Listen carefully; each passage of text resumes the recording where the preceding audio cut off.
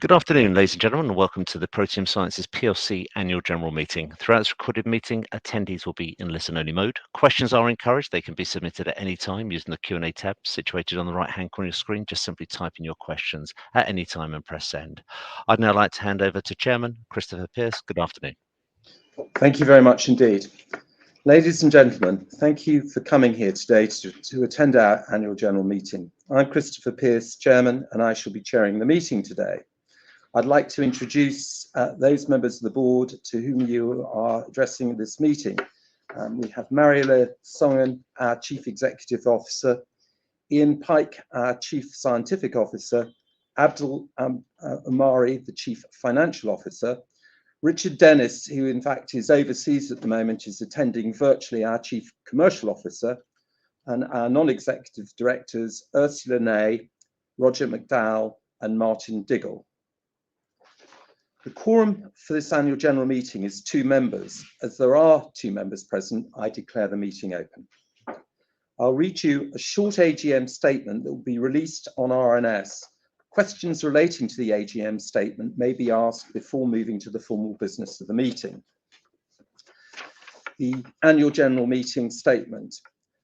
Since the start of 2024, we've seen significant customer engagement and interest in proteomic services, reflected by the considerable increase in customer contact and quotations provided, including a substantial contract win from a US biopharmaceutical company announced on the 26th of April 2024. The company is confident and well positioned to see the business return to growth in 2024, following the launch of single-cell proteomics, the introduction of new next-generation tags in isobaric and isotopic fields, and the opening of the new facility in the USA during 2023 to provide services locally there. That is the end of the AGM statement. To the formal part of the business. From the proxies received, totaling 112 million shares, 99% of the votes cast are in favour of all of the resolutions 1 to 8. For this reason, I do not intend to read out the proxy results after each resolution. Unless a poll is demanded, each of the resolutions will be voted on a show of hands. This being the case, can I just remind those present that on a show of hands, each member and appointed proxy has 1 vote. The notice convening the meeting has been in your hands for the statutory period. With your permission, I will take the notice as read. Resolution 1. The first resolution in the notice is to receive the financial statements and the reports of the directors and auditor for the year ended 31st of December 2023. If you'll turn to pages 25 to 27 of the financial statements, you'll find the director's report, and the auditor's report is on pages 28 to 33. With your permission, I'll take these reports as read. Before I propose the first resolution formally, are there any questions? There being no questions, I now propose as an ordinary resolution receipt of the financial statements and reports. May I call upon you by a show of hands to indicate first those in support of the resolution? Thank you. Those against? Thank you. I now declare the resolution carried. As the second resolution in the notice concerns the reappointment of myself as a director, I will ask Ian Pike to take over the chair of the meeting while the resolution is being dealt with. Thank you, Christopher. Christopher Pearce retires in accordance with Article 109B of the Company's Articles of Association, which requires 1/3 of the directors to retire at each AGM. Christopher Pearce has stated his willingness to continue in office. Before the resolution is put to the vote, are there any questions? There being none, I now propose as an ordinary resolution, Resolution 2, as set out in the notice, to reappoint Christopher Pearce as a director.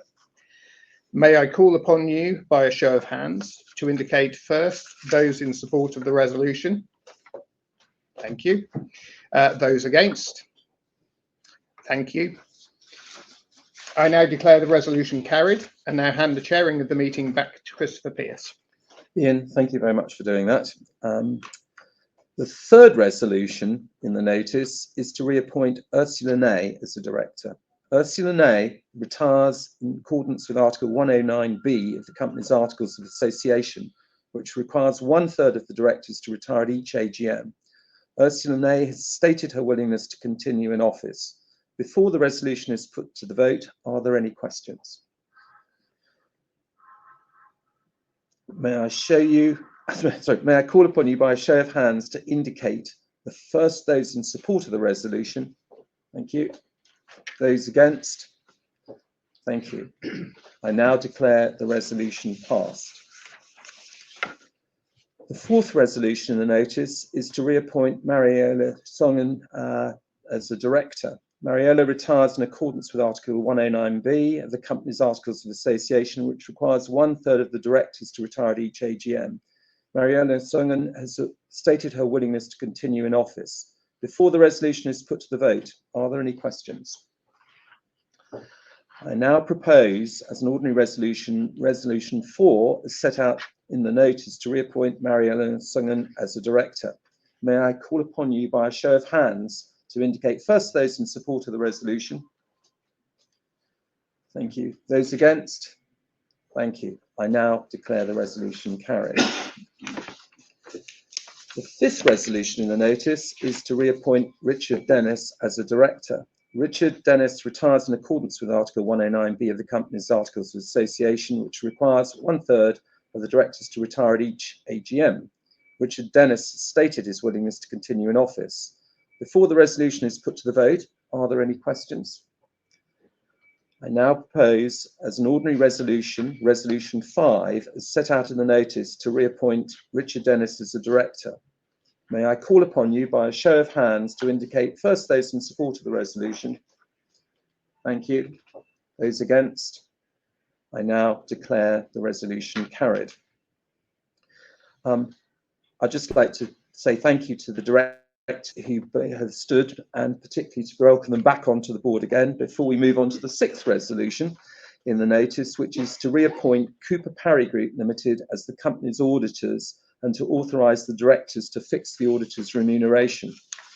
Before the resolution is put to the vote, are there any questions? I now propose as an ordinary resolution the reappointment of Cooper Parry Group Limited as auditors of the company until the conclusion of the next annual general meeting, and to authorise the directors to fix their remuneration. May I call upon you by a show of hands to indicate first those in support of the resolution? Thank you. Those against? I now declare the resolution carried. The seventh resolution in the notice of the meeting is an ordinary resolution to authorise the directors to allot shares in terms of Section 551 of the Companies Act 2006, up to the limit as set out in Resolution 7 of the notice. Before the resolution is put to the vote, are there any questions? I now propose as an ordinary resolution, Resolution 7, as set out in the notice of the meeting. May I call upon you by a show of hands to indicate first those in support of the resolution? Thank you. Those against? I now declare that resolution carried. Resolution 8 in the notice of the meeting is a special resolution to disapply shareholders' statutory preemption rights in relation to the issue of shares subject to certain defined limits as set out in the notice. The full text of this resolution and the applicable limits are set out in Resolution 8 of the notice. I now propose as a special resolution, Resolution 8, set out in the notice of the meeting. May I call upon you by a show of hands to indicate first those in support of the resolution? Thank you. Those against? I now declare the resolution carried. This completes the formal business of the meeting. Are there any questions? We have one in the room. We're delighted. Yeah. Sure. Perhaps a couple of fairly simple, I hope not too naive questions. There has been a lot in the accounts relating to the strategy of the company and the governance of the company, but nothing relating to your own personal strategy in relation to the company. Given your very substantial financial involvement is it possible to get you to say something about what your plans for the company are? A difficult question to answer in the sense that I have been highly supportive of the business when times have been difficult in the past, and have been thoroughly committed to see it moving into success, and I continue to be so. I think the important thing that has changed is we now have, with the expansion into overseas facilities where we can generate revenue, with a new generation of tags coming through, and then equally the development with SCP, single cell proteomics, that we have a new variety of different streams of income coming through. And I'm very committed to continue to support the company to see the evolution of the business to its next levels. And just to say, as we set out in the AGM statement, we are seeing very good indications from the uptick that there is going to be a return to growth for us in the proteomics field in 2024. So from my perspective, very much the board runs the business. I'm a shareholder in it. I'm very supportive to it. And I think we're confident that we see good growth and good times ahead of us. Right, okay. Just picking up on one of those things you said, indications. There seems to be an awful lot of reference to contacts, indications, no contracts, bar one. We have a responsibility under the rules to notify shareholders when there are substantial, significant contracts. We don't actually list day by day contracts that are coming through, but clearly we see very much a movement in the right direction from what was a very difficult second half for the whole industry, not just ourselves. I think probably it'd be best if Richard Dennis, who is available from the US by telephone, maybe answers this, because he's our Chief Commercial Officer, and maybe a few words from him in terms of the volume of contracts we're identifying prospectively and what's going on will be very helpful. Richard, can you pick up from here? Yes, can you hear me? Yeah, that's loud and clear. Excellent, thanks.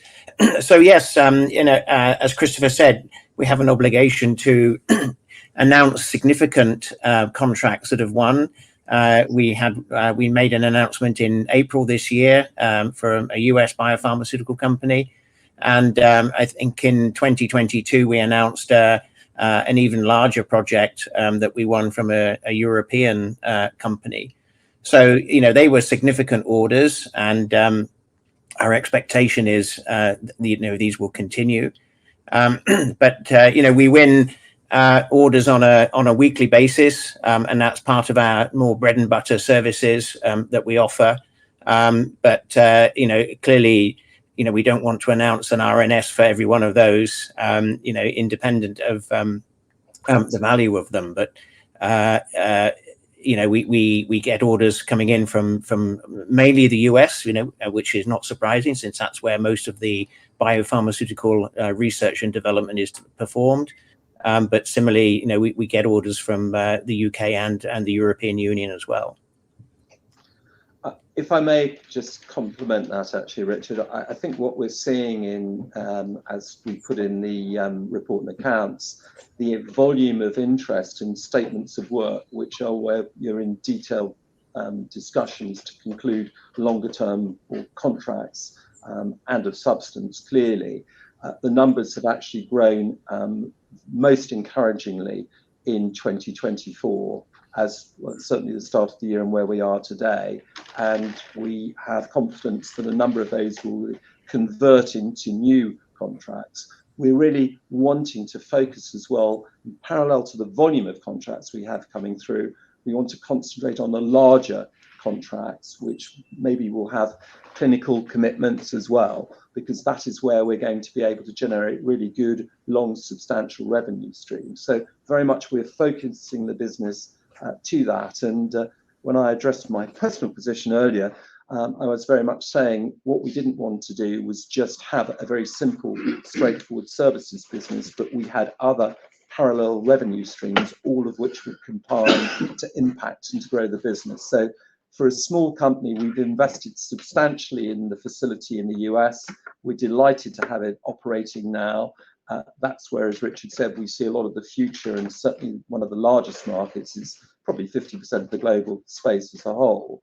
And equally, we think some of the new technologies we're developing in higher tag plexing numbers, prospective licenses we'll get from those, as we said, in both isobaric and isotopic labeling, will actually give us further outreach. And we are looking across the board saying that there's lots of opportunities. It was a very difficult year in 2023 for all of the industry. We think it is coming out of those difficult times, and we're planning to achieve growth from our own business in each of those avenues. Fine, okay, that's very reassuring. But just going back to the strategic review, what I read very clearly is that the company has subcritical mass, and is not now the perfect time, just as we've sort of got some interesting things, and as you say, engaging with much larger companies, is not now the time to find a buyer for the business. Or could I just say, the terms of your loan indicate that if someone shows interest, your loans become immediately repayable, or at 7 days' notice, which I would have thought was something that constituted a poison pill. Well, it was a reflection of the time and circumstance in 2007-8 when those loans were initiated in the first time, and at such a time where institutional investment just didn't exist in what I call the biotechnology, smaller pharma space, and where market circumstances were impossible.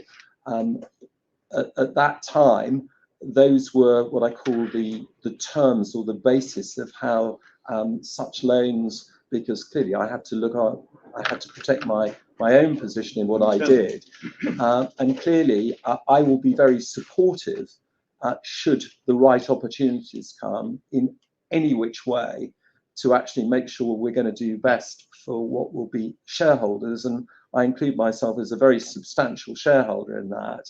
And it is very difficult in a small company of our size, because of inside information, to really, as a chairman, where you have got a big stake, to actually do or say anything that much publicly, because you're actually putting yourself in a difficult position. So I come back to my commitment. The business has moved from being in one single small avenue, which was really doing our own proprietary research, developing tags. We've taken the tags from being the minnow that was a dominant player with over 90% of the market when we introduced TMT tags. We've taken them in a totally different direction, which means we have a very substantial position with long-term IP running out into the mid-2030s on our core patents, which gives us a very sustainable platform, which has allowed the business from its cash flow to finance the development of these other activities without having to have recourse really to shareholders, because we know it's very difficult for small companies. So we're doing everything to, I think, contain and to increase shareholder value. And I, for one, as a substantial shareholder, believe that we should be able to achieve hopefully much greater valuations in the future. Not at all. I hope, sorry, Mario, as it was very personal, I would have deferred to you, but with all these things, I think it's important. I'm here, I can talk in this way, and why not? So thank you very much for your question. I don't know if there are no other questions. We have some pre-submitted questions. Oh, yes, of course, I've got them. Yes, Deep joy. Sorry, so, and I'm many thanks to those shareholders who did engage with the platform over the last week or so and pre-submitted questions to that. So I will work through those. We have one submitted question as well, so we'll get to that once we've done the pre-submitted ones. So there were a couple of questions from different people, but really addressing the same topic, which is the inevitable excitement around a new biomarker for Alzheimer's disease called phospho-tau 217. And whether any of the tests that are being announced virtually every day, you hear of a new company offering testing for 217, whether this infringes any of our intellectual property. And unfortunately, none of the tests that are in the market do infringe the allowed claims that we have, at least as we interpret them, and I think we're pretty good at understanding that. We do have IP that does cover the use of phospho-tau 217 in certain contexts, but that's in combination with other proteins. So if someone wishes to introduce a test which uses that combination of proteins, they will fall within the scope of our IP. The enthusiasm around 217 is real. It does seem to be a useful biomarker in blood, but it's not perfect. And there have been some examples more recently of the more traditional markers like A-beta 42, which are improved if you consider the levels of other proteins to normalize that A-beta 42 level.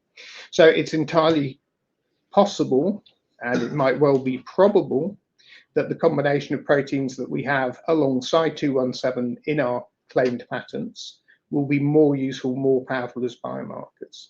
And it's certainly something we're aware of the value in that IP, and we need to continually define our investment strategy for internal development of things like this versus our attraction of commercial partners to license the IP out to develop. So it is a very dynamic space in the AD diagnostic space at the moment, but yet we don't have any claims that are specifically only for measuring phospho-tau 217. And therefore we will review the situation as it evolves. So I think that addresses those two questions. We also have more generally questions about our biomarker portfolio. So obviously we spend money on investment to maintain our patents across a selected range of territories. We're not expansive in that. It doesn't need to be. We cover all of the major economically important ones. But it is a cost. And we do that because we see latent value in this intellectual property. We do see from time to time people looking to develop diagnostic tests that may use one or other of the biomarkers that we have in our IP, and if they fall within the scope, we will certainly address that through appropriate methods. But also we do monitor the progress of certain developments, and timing when you approach people to let them know you have some IP is also critical. To the point where they have some product that's pretty mature in development. So yes, we do see residual value, quite good value indeed, in our IP portfolio.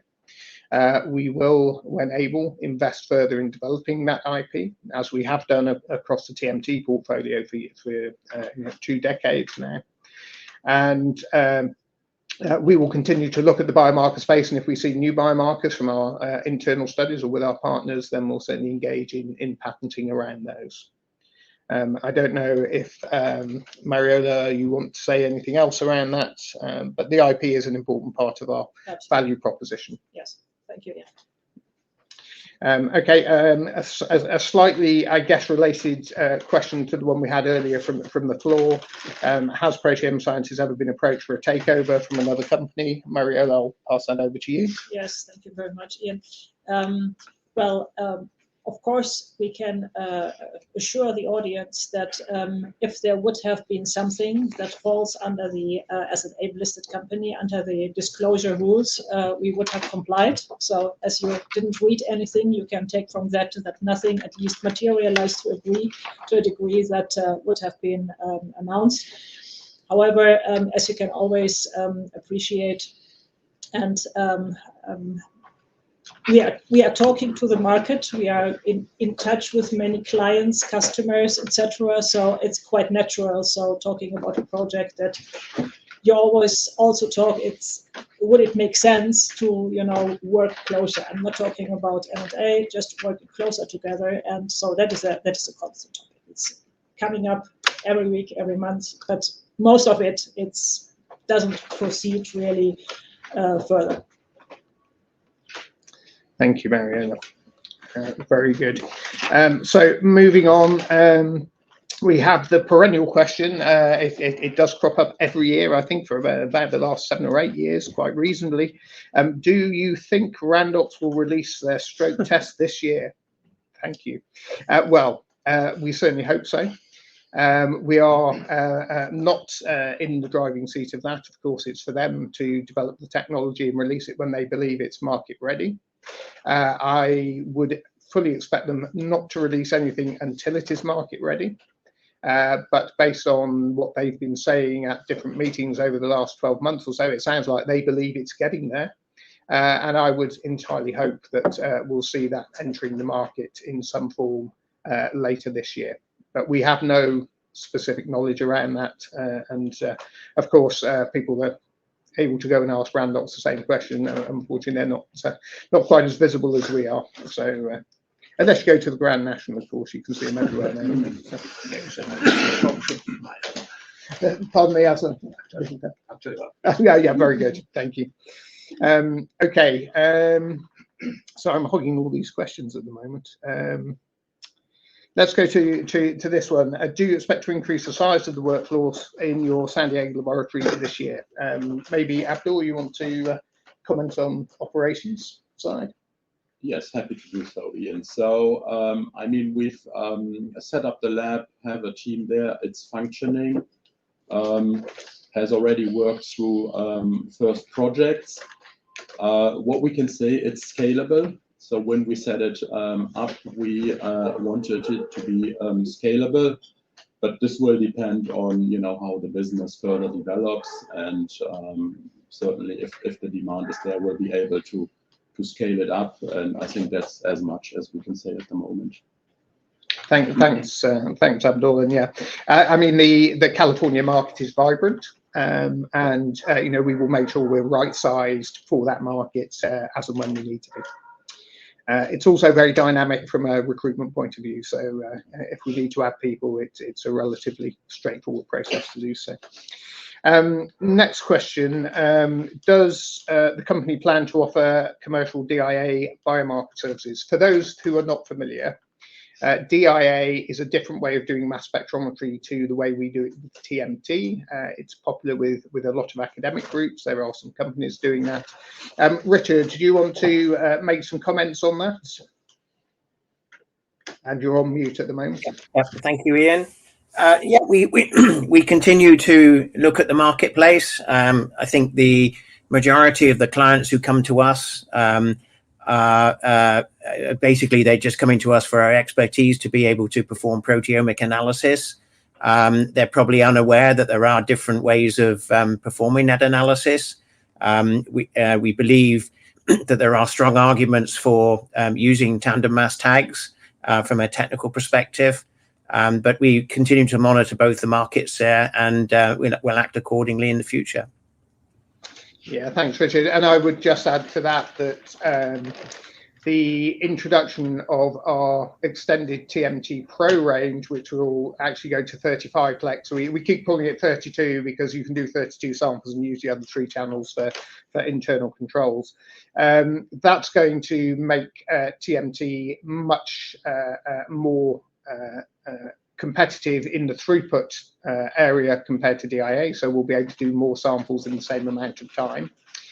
We also have better quantitative performance, particularly at the lower abundance range for proteins that are really rare, but they're actually the ones that are most interesting from a biomarker perspective and from understanding how drugs work. So we do think that the 32 plex is going to drive a lot more business our way from DIA. But we're not sitting in ignorance. So we've done some development work around DIA. We have some workflows that we can use if customers need it. And there are certain study designs where DIA would be more sensible. We're now in a position that we'll be able to offer that. It's not something we want to make that big of a song and dance about, because we can do that when we talk to customers individually. We would rather they come to us as proteomics experts and get us to design the right experiment for them. I think we're doing well with that strategy. So yes, we will be doing DIA biomarker services undoubtedly, and you know, I think it'll be interesting to see how that space pans out now that 32/35 plex comes into the market and dramatically increases the throughput you can do with one mass spec. Which leads us nicely into the next question of, do your new 32-plex TMG Pro reagents improve workflow sensitivity, proteome depth, and accuracy? And can we give examples? Well, I can't give you specific examples because a lot of what we've been doing is quite proprietary in that space. But the answer is we get exactly the same levels of sensitivity, proteome depth, and quantitative precision and accuracy with the new tags compared to the old tags. The new tags are an addition set. So the 18-plex that's already out is part of the 32 or 35. So we won't be losing sales from the 18 while people buy 32. They'll be buying the complete set. And because we can do 32 samples in one experiment, that now means if we do 100 samples or just short 96 samples, we can do that in just 3 experiments now, whereas before it would have taken us 5 or 6. And with DIA, to do 100 samples is going to take you well over 100 hours of mass spec acquisition time. We'll be doing that in 72 for a deep dive or 36 for a not quite so deep dive. So we have better choices of the depth we go to based on whether the customer wants speed or depth. But we will be competitive on all numbers with any other mass spec process.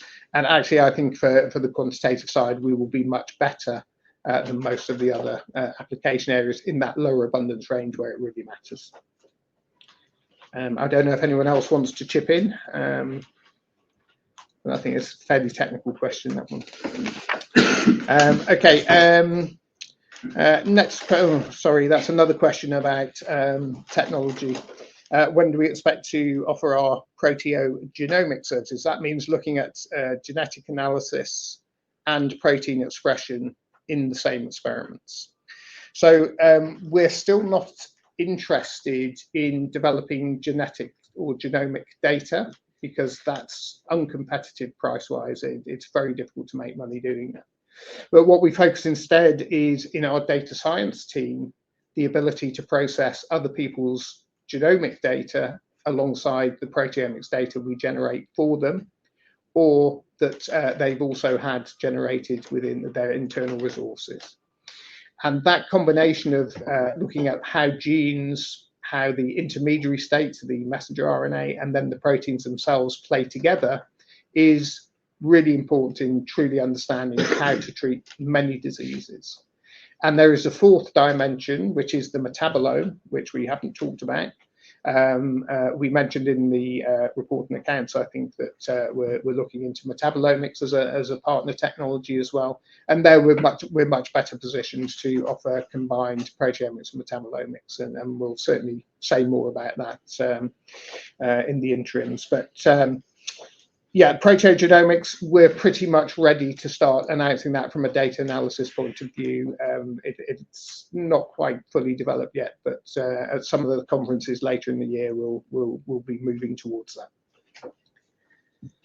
that. Okay, next question is related to director investment into the company and questioning why only some of the executive directors have invested relatively small amounts of money in buying the shares, and shouldn't we all be piling in? Mariola, do you want to address that question? Of course. Thank you, Ian. Yeah, it's well, a question that is frequently being discussed, and with regard to shareholding of the C-suite in a company. I think you have to take really 2 groups of companies. If you consider bigger companies, it's much more medium-sized to bigger companies. It's much more prevalent that C-suite directors invest in the company. or even get shares, not only stock options, but really share packages as part of their package. In smaller companies, it's not so prevalent, really. And I mean, obviously, we are all individuals that have our own investment behaviors, procedures, preferences. So we as a company cannot impose this on our directors. And therefore, I need to ask you for your understanding that this is really very much a personal decision from all directors, whether they invest in the company or not. It's very fair. Mm-hmm. And maybe following up on that, I guess this question directly for you, Christopher, will the chairman make a commitment to not converting any of his outstanding convertible loan to shares in the future? Given that I have the right, which goes back, as I said earlier on, replying to the question from the floor, now since 2007-8, basically, I will determine to do what I think is in the best interest, firstly, in this case, for myself, because I've got to look after my own and my family's positions. But equally, I reiterate, when I make any decisions, it's really on behalf of all shareholders, and therefore I hope to be acting in the best interest of all shareholders. And so clearly, I wouldn't want at this point in time to go and determine what I'm going to do, because it's not a current situation I'm thinking about. Thank you, Christopher. Yeah. Next question, as we now have a physical presence in the US, it'd be useful for shareholders to understand the contribution by region. I presume that's to the service revenues. Will we provide this information by geographic region in 2024? Abdul. Yes, thank you, Ian. Yes, I can confirm that we will split out revenue per region. But we'll leave it at revenue, will not go beyond that. I mean, we also need to protect our position versus our competitors, but revenue we will split out. Thanks, Abdul. And I think probably staying with you, or maybe Richard can answer this one. It's about the projects. So we announced that a number of projects from 2023 were being delayed somewhat into 2024. The question is, are we going to be doing that work in 2024? And I think the implication is, or has it disappeared? So Abdul or Richard, maybe Richard, I think you. I think, yes, Ian, I think obviously there was a general industry slowdown through last year. This was seen by a lot of life science providers of capital equipment and services like ourselves. It's well documented, in the financial news sheets that certain companies found it hard to get refinancing, and so obviously had to look at internal costs in both headcount and what they spend outside. The early indications are that those headwinds are definitely slowing down, and we're certainly seeing that ourselves.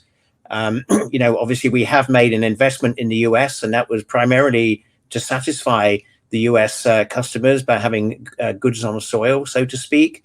It also means they don't have an excessive cost of shipping those samples over to Europe and to the Frankfurt laboratory. And it also means that we're able to work with US academics who have US government money to spend. And as in most governments, there's a restriction that that research fund has to be spent in their own country. So some projects have slipped by, others are being performed at the moment. And as I said, the presence of having a footprint in California has brought more companies and more institutions that we're able to talk to and do business with. So it's rather a long-winded way to say yes, we as Christopher's already mentioned, we're seeing a significant increase in the number of inquiries coming through the organization right now, which kind of backs up what I've said in the past few minutes. Yeah, thanks, Richard. And I would also reiterate that no one has taken a look at their circumstances and then cancelled orders that they've placed with us. We still retain all of those. We've received samples for the majority of them. The other samples are still scheduled to come to us, and we fully expect to complete all of those projects during 2024. all being well. Just touching also on the US lab question about how much we're saving through logistics by not having to ship samples, and then how much did it cost to open the site? Well, I would say the saving is more on our customer side. So our customers pay shipping to get samples to us. So we haven't saved any money on logistics there. But we have made it much more attractive for people to work with us because they don't have to incur those costs. So, as Richard said, before we were definitely out of the reach of US academic groups. So they might have a project that they can spend $10,000–$20,000 on, but when you stick another $6,000 to $7,000 for shipping, suddenly that's not viable.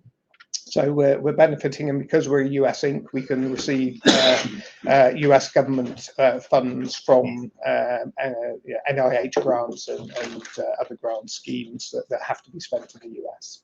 So that's a good thing. In terms of our cost of opening and operating the US site, Abdul, I mean, it's not something that we'll go into great detail on, but. Yeah, I mean, I can refer to the cash flow statement in the accounts. So you see that the investing cash flow was 424,000 for the full year, and of course, the US lab was in our focus last year. So a big chunk of that was related to the US lab. I think that's as much as we can say at this stage. Thank you, Abdul. That's very fair. Right, we've got one last question, and I think it touches on something that's already been discussed. That really, if we're that good, why is no one knocking on the door to buy us out? I think we've had that discussion, and I would just add a philosophical piece and invite my colleagues to share their views. But if you wanted to sell out at the bottom of your valuation when you believe you have something better, that wouldn't necessarily be in the best interest of all shareholders. And my personal view is our valuation doesn't reflect what we have. It certainly reflects how the investor community views us, and we can't argue with that. That's how they view us. But we are very active. We have lots of engagement. We have great technologies, and I just don't think now would be the time for us to respond to any cheeky offers. Thank you very much, Ian, for A, that response, and B, for hosting the questions, which we hope we've addressed fair and reasonably to everybody.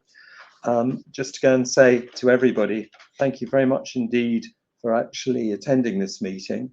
And I think now it's time to say we formally declare the meeting closed. So thank you very much for being here, and we look forward to seeing you in the future.